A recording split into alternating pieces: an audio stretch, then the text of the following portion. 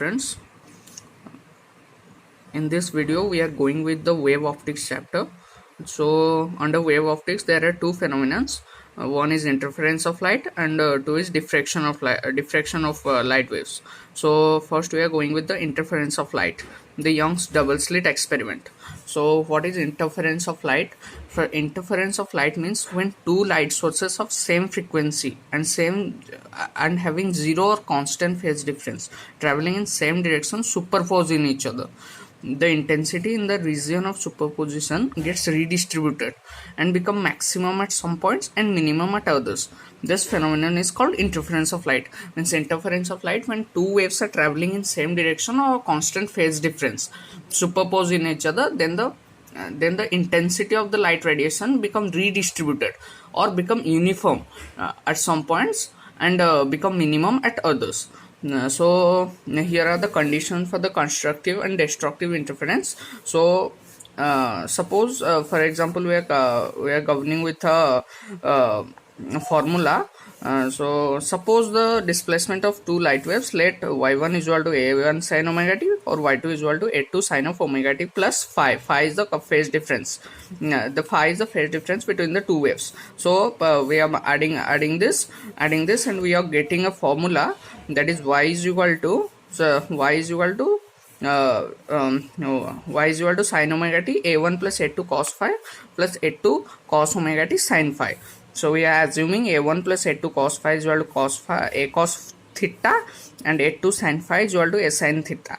So here we are going the squaring the both terms. We are getting an formula here. So what is this formula? The resultant amplitude is the sum of the amplitude of the individual waves plus square of the amplitudes of the individual waves plus 2a1 a2 cos phi.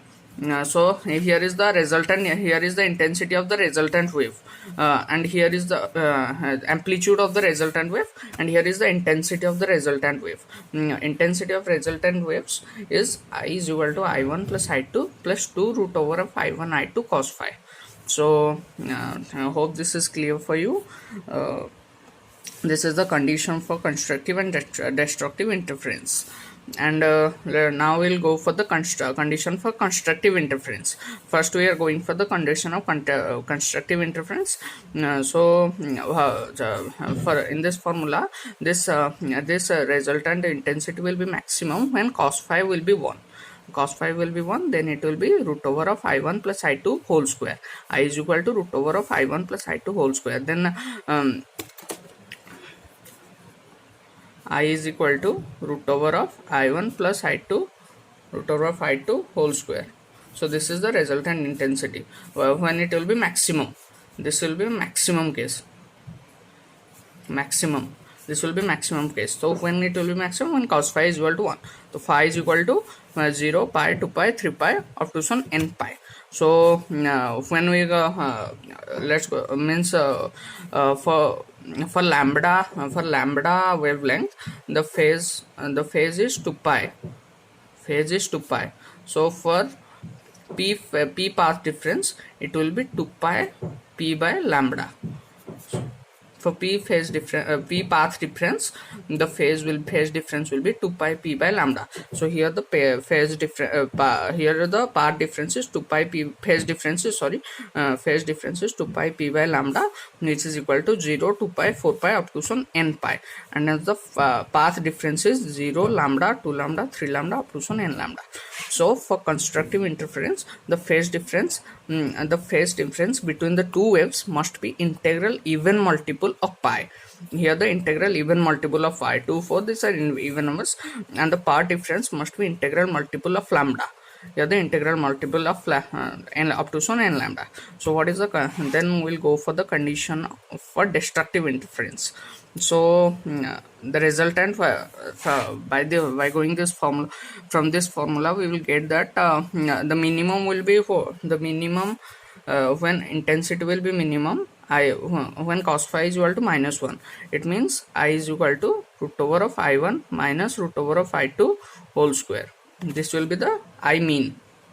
This will be I max and this will be I mean, root over of I1 minus I2 whole square. So when cos phi is equal to -1, so phi will be pi 3 pi 5 pi up to son 2n minus 1 pi by 2, or 2n minus 1 pi. So then the then the same where means same part difference is equal to 2 pi p by lambda, and that will be the phase difference. Phase difference will be lambda by, sorry, part difference will be lambda by 2, 3 lambda by 2, 5 lambda by 2 up to some 2n minus 1 lambda by 2. Okay, so the condition for destructive interference, the phase difference between two waves must be odd multiples of pi, whereas the path difference must be 2n minus 1 lambda by 2. Okay, all this is clear for you. Then we are going for an expression for fringe width in Young's double slit experiment. This will be an expression for fringe width. We are deriving an expression. Here you see an diagram which I have drawn.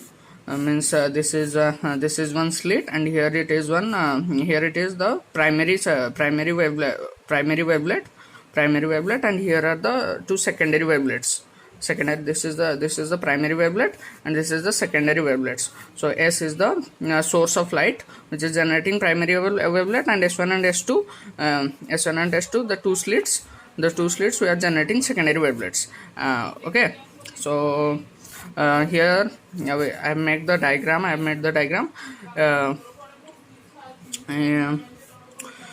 Here this one, the slit is d by the difference in the between the two slits is d by 2, and this is also d by 2, and this length is d, total is d. This length is total d, and this is d by 2, this is d by 2, and here is the screen and the slit length is d. Okay, so I've derived an expression here. Here it is forming an right angle. So the path difference is S2p minus S1p, whole square root over the path difference. So what is the path difference? Suppose it is a right angle triangle. So here to here the length is x minus d by 2, whole square, that is your S1p. Here it is a right angle. You are seeing this is the right angle. This is your S1p, and here it is d by 2. Here it is x minus d by 2. This length is x minus d by 2, and here it is d. So x minus d by 2 whole square plus d square minus S2p. What is this S2p? X plus d by 2. X plus d by 2 whole square plus d square. So this is your S2p. So this is your S2p square minus S1p square, x minus S1p square, S2p square. So this is your x minus d by 2 whole square minus of x plus d by 2 whole square. So what will be then S1p plus S2p, S1p minus of S2p. So this will be 2xd. This is 2xd. Okay, so S2p minus S1p is equal to 2xd divided by S2p plus S1p. Okay, so p is equal to 2xd divided by S2p plus S1p. So p is equal to xd by d. So this is the part difference. So p is the part difference. P is equal to xd by d. So here will be this is the formula. Then we are going for the position for bright fringe. P is equal to xd by d. Will considering is equal to n lambda. So the part difference for the bright fringe will be n lambda. So xn is equal to nd lambda by d. So x1 is equal to what? D lambda by d. X2 2d lambda by d. So the fringe width means the fringe width is the width between two consecutive bright fringe or two consecutive dark fringe. Okay, so we are going for the bright fringe. So the fringe width is beta is equal to x2 minus x1. 2d lambda by d minus of d lambda by d is equal to d lambda by d. This is the fringe width. Okay, then the position for dark fringe. So here it is part difference is equal to xd by d. So we are going p is equal to xd by d is equal to 2n minus 1 lambda by 2. So here we are going 2n minus 1 lambda by 2. This is the path difference for the dark fringe. So same process, x1 is equal to d lambda by 2d. Here xn is equal to n minus 1 d lambda by 2d, and x2 is equal to 3d lambda by 2d. So the fringe width is d lambda by d. So in both the cases, the fringe width will be equal. For the bright fringe and for the dark fringe, this fringe width remains same. This fringe width remains same. Okay. So the fringe width, so this is the formula of fringe width. Beta is equal to d lambda by d. So beta is directly proportional to the distance between the screen and the slit, and lambda directly proportional to the wavelength, and inversely proportional to the distance between the slits. Okay, distance between the slits is d, so it is inversely proportional to the distance between the slits. Then we are hope this is clear for you. This is total interference. I have explained totally. This will be a complete notes for you. And then we are going for diffraction at a single slit. We are diffraction at a single slit.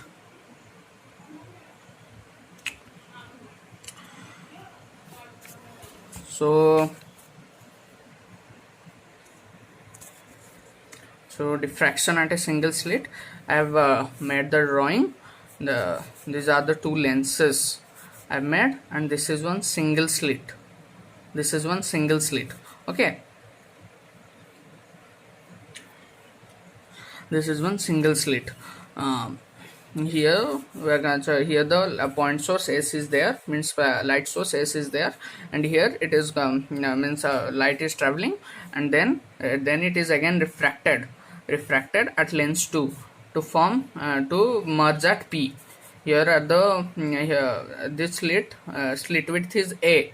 This distance between the slits is A, and this is the theta angle. This is suppose we are we are considering BP and AP. Then by the same means we are we have to again go to the path difference between these two.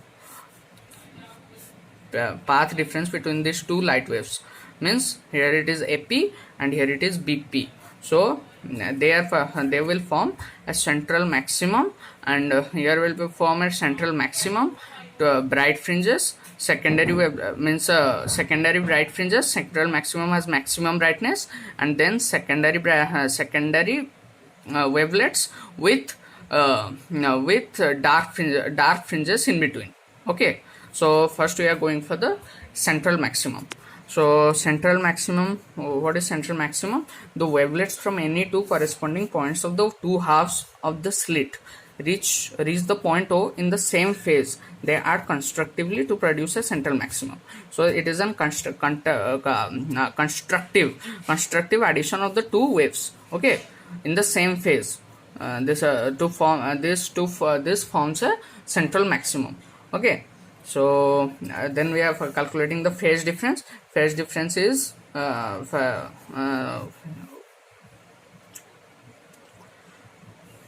sorry, we are calculating the path difference.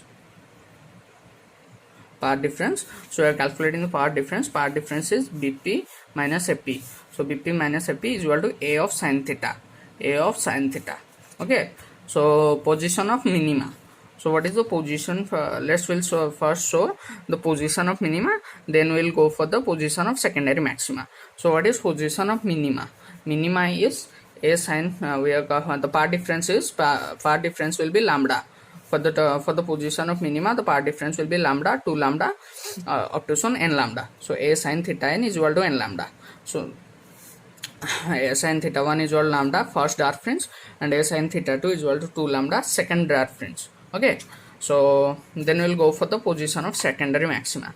So what are the position? A sin theta 1, A sin theta n is equal to 2n plus 1 lambda by 2. Okay, A sin theta n is equal to 2n plus 1 lambda by 2, where n is equal to 1, 2, 3. So first secondary maximum will be present at 3 lambda by 2. A sin theta 1 is equal to 3 lambda by 2. This is the first secondary maxima.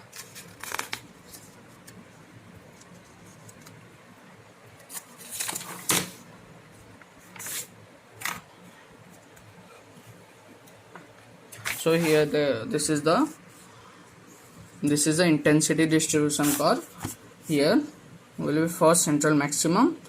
Here it will be here it is the first secondary maximum. It is the central bright fringe. This is the central bright fringe, and this is the secondary maximum. This is the these are the secondary maximum. The intensity of secondary maximum decreases with the order of the maximum. Okay, so this intensity goes on decreasing as we move further.